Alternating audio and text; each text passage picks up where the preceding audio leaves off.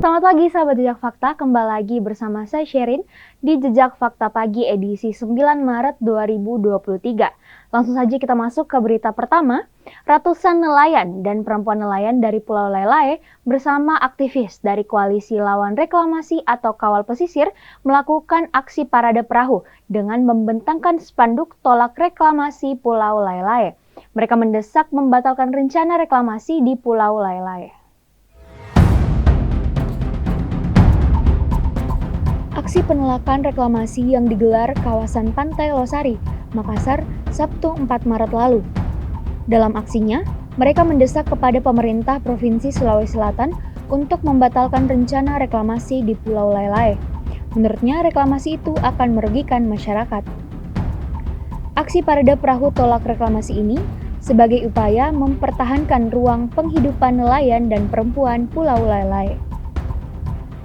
Dalam catatan Koalisi Lawan Reklamasi Kawal Pesisir tahun 2014, reklamasi dipaksakan telah menyebabkan terjadinya pelanggaran hak asasi manusia berupa penggusuran terhadap 43 kepala keluarga nelayan dan perempuan atas nama Pembangunan Center Point of Indonesia (CPI). Wilayah tangkap nelayan dan perempuan serta berbagai peralatan melaut seperti jaring dan rumpon ikut tertimbun menjadi daratan baru. Pemprov Sulsel dinilai tidak memiliki kepedulian kepada masyarakat kecil yang berpotensi melanggar hak ruang penghidupan nelayan. Buktinya, rencana reklamasi menarget Pulau Lailae, pulau kecil yang dihuni sekitar 2.000 jiwa. Berdasarkan surat edaran Sekretariat Daerah Provinsi Sulawesi Selatan, perihal reklamasi di sekitar Pulau Lailae, luasnya mencapai 12,11 hektar. PT Yasmin Bumi Asri merupakan perusahaan yang mendapat kepercayaan dari pemerintah Provinsi Sulawesi Selatan untuk kembali menjadi kontraktor dalam perluasan daratan baru Pulau Lailae dengan cara reklamasi laut. Rencana reklamasi ini dilakukan sebagai lahan pengganti kekurangan yang sebelumnya telah disepakati antara pemerintah Provinsi Sulawesi Selatan dan pengembang CPI.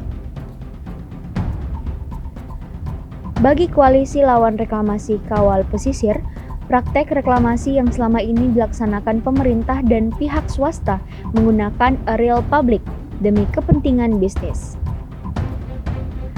Rencana reklamasi di Pulau Lailae adalah pengorbanan kepentingan masyarakat serta menunjukkan pemerintah seperti tunduk pada kuasa bisnis.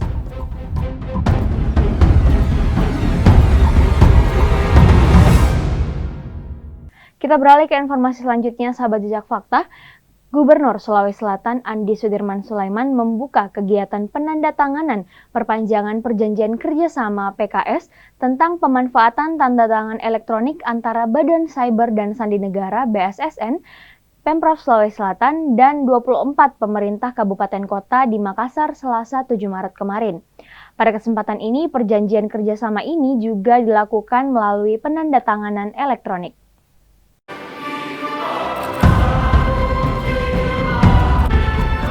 Andi Sudirman Sulaiman menilai digitalisasi ini memperlancar sistem, termasuk sistem perizinan yang sudah banyak menerapkan sistem digital, termasuk tanda tangan untuk bidang teknis, dan mengefektifkan kerja-kerja pelayanan di pemerintahan, sehingga harus dikembangkan lebih baik lagi. Untuk itu, diharapkan kabupaten dan kota dapat menerapkan Smart Office sebagai terobosan dalam sistem administrasi negara. Bagaimana Pak Pandia? Ini tentu sangat sudah bermanfaat sekali selama 5 tahun terakhir karena kita sudah mendapatkan sertifikasi digital dan juga ini memperlancar sistem birokrasi karena teman-teman ASN juga kepala daerah di mana saja anytime bisa langsung tanda tangan, bisa mereview berkas, dokumen, tidak harus print. Ya, itu less paper dan kemudian paperless-nya kemudian dia bisa digitalisasi. Ini sangat memperlancar sistem, termasuk sistem perizinan kita sudah banyak OSS, sistem digital, kemudian bagaimana tanda tangan juga dari beberapa bidang teknis itu sudah digital, sangat membantu sekali. Ini harus sebenarnya menjadi ke depan harus dikembangkan lebih baik. Jadi ada harapan kita tadi sama persandian pusat, bagaimana beberapa item yang harus diperhatikan? Saya meminta perhatian itu bahwa bagaimana kita lebih memasifkan lagi sistem digitalisasi, kemudian bagaimana mereduksi terlalu banyak kertas dengan ini lebih dirugikan. Mungkin nanti kalau ada banyak standar yang lebih bagus sudah bisa duplikasi beberapa wilayah lain sehingga mereka tidak perlu lagi meng-create baru, supaya ada secara nasional kita sudah memiliki sistem yang lebih bagus.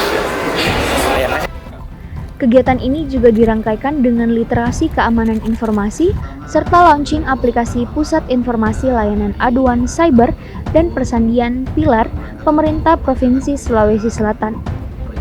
Sehingga atas nama Pemprov Sulsel, ia mengapresiasi BSSN atas kerjasama ini.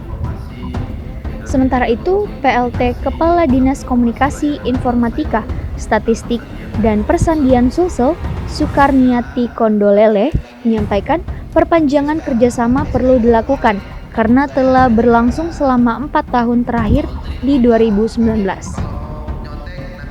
Kerjasama ini mengcover tentang penerbitan sertifikasi elektronik, integrasi aplikasi yang memakai layanan sertifikat elektronik, serta izin layanan PTSP dan lainnya. Tandatanganan perpanjangan perjanjian kerjasama antara Badan Siber dan Sandi Negara dengan pemerintah Provinsi Sulawesi Selatan bersama 24 pemerintah kabupaten kota se-Sulawesi Selatan tahun 2023, serta kegiatan literasi keamanan siber dan akan dirangkaikan pula dengan launching aplikasi Pusat Informasi Layanan Aduan Cyber dan Persandian atau Pilar Persandian. Sedangkan Hasto Prastowo menyebutkan, masalah keamanan tidak bisa berdiri sendiri, termasuk di bidang cyber, sehingga dibutuhkan kolaborasi. Adapun tantangan elektronik yang diterapkan di daerah merupakan langkah awal dalam upaya mewujudkan keamanan cyber. Selain itu, untuk menjawab transformasi digital. Untuk itu, ia mendorong pemerintah daerah untuk terus meningkatkan sistem keamanan masing-masing. 3, 2, 1.